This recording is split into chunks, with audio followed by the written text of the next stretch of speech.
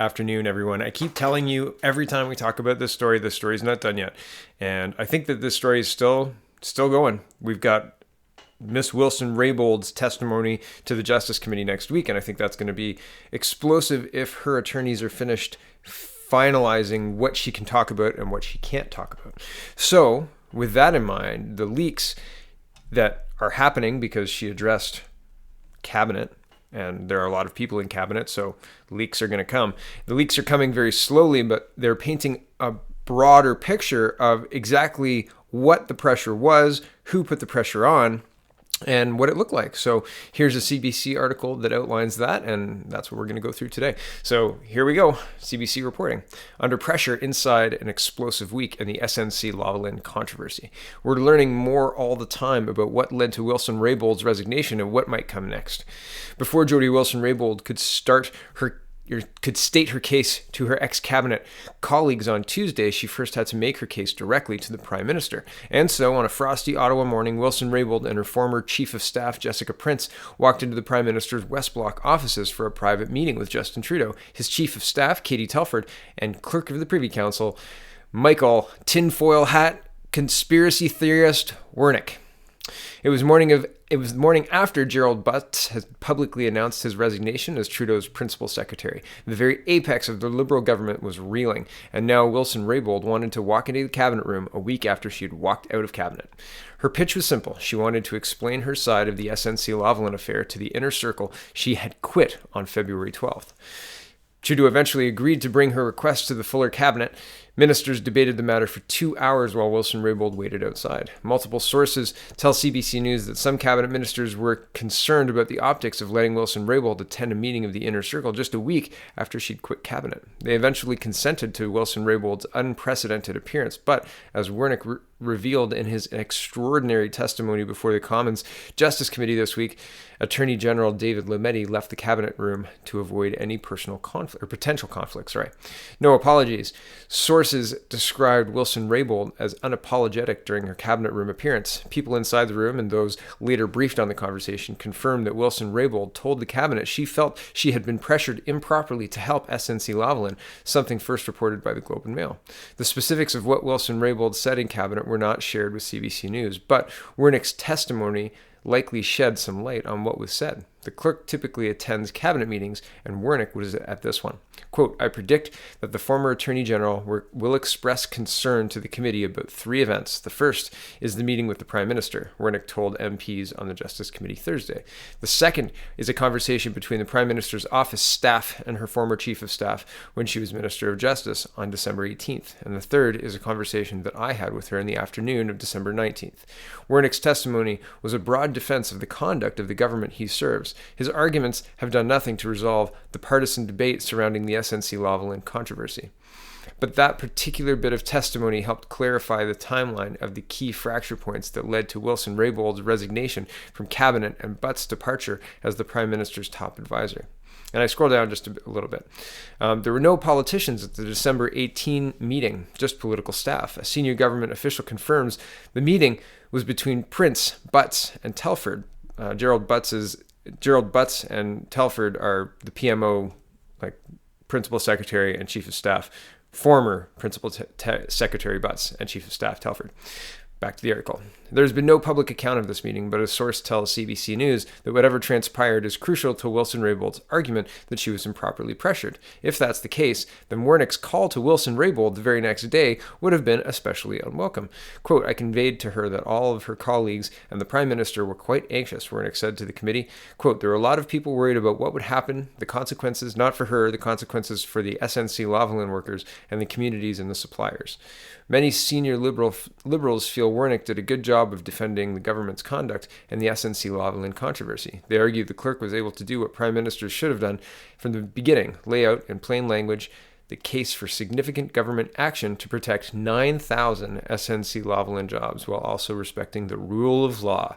I'm going to pause here.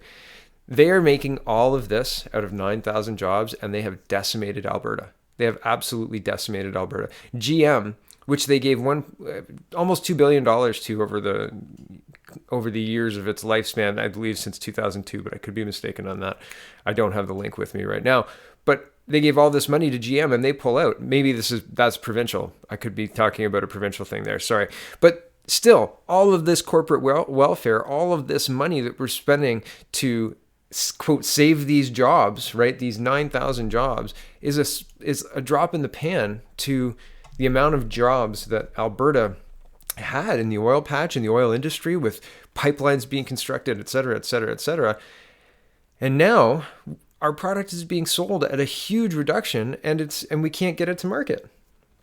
So, I mean, it's incredible. This double-speaking government thinks that, we really need to let this big engineering and corporate giant not have any consequences for the laws that they broke while they knew they were breaking laws, in order to protect those jobs. Don't look at Alberta. Jobs. It's so weird. It's not weird. It's a disinformation campaign that seems to be working, right? Like rule of law. They've got the rule of law in there, so they must be on our side. They're not on your side. One rule of law for you and me, one rule of law for them and their corporate cronies who can pay into the system and pick up the phone and say, hey, you know that attorney general? Doesn't look like she's going to let it go. Get rid of her and put somebody, who's going to play ball there. We'll have to see what Mr. Lametti does. Back to the article. Others aren't so sure. CBC News has learned that a group of cabinet ministers gathered at Environment Minister Catherine McKenna's Ottawa Centre home on Thursday night to assess the fallout from Wernick's testimony, a strong basis for investigation. Some critics have described Wernick's comments as overly partisan. The Conservatives suggest that they form the basis of a police investigation. There's certainly a strong basis to be made for an RCMP investigation, Conservative MP Michael Cooper said Friday. I think that what the evidence of Mr. Wernick before the Justice Committee confirms is that the allegations of political interference in the prosecution of SNC-Lavalin are supported.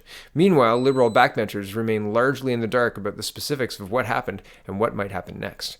Several Liberal MPs told CBC News that they're convinced Wilson Raybould is determined to bring down the Prime Minister, and this entire controversy is a way to settle scores over being demoted to Veterans Affairs.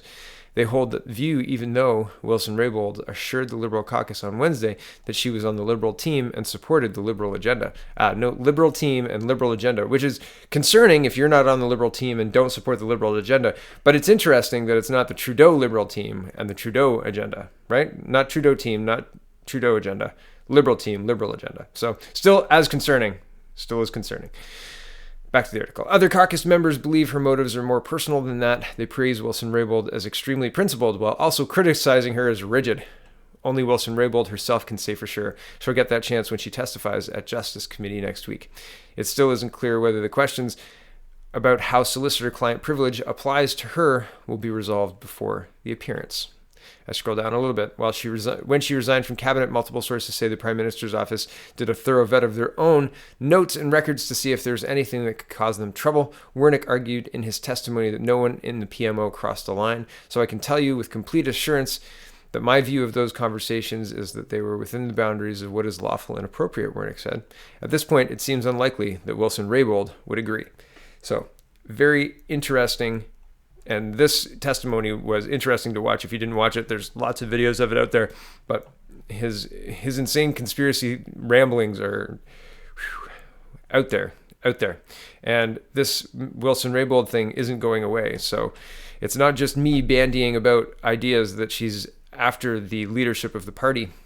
So that's interesting. And also, I found it interesting that this article tried to highlight that backbenchers weren't up on what the Liberals are doing or what's next. The other day I was noting that only 2 Liberal backbenchers voted against the government investigating themselves. 2 Liberals, and everyone else voted party line. Yeah, we'll investigate ourselves and we're fine. Everything's just hunky-dory, right? And now they're saying, the backbenchers are in the dark. Yeah, well, they shouldn't be. Or if they're in the dark, they've got votes. They can do something with them. All right, well, thank you for watching. This is a quick one, Saturday afternoon. It's busy. Have a wonderful, wonderful evening. Thanks for watching, everybody.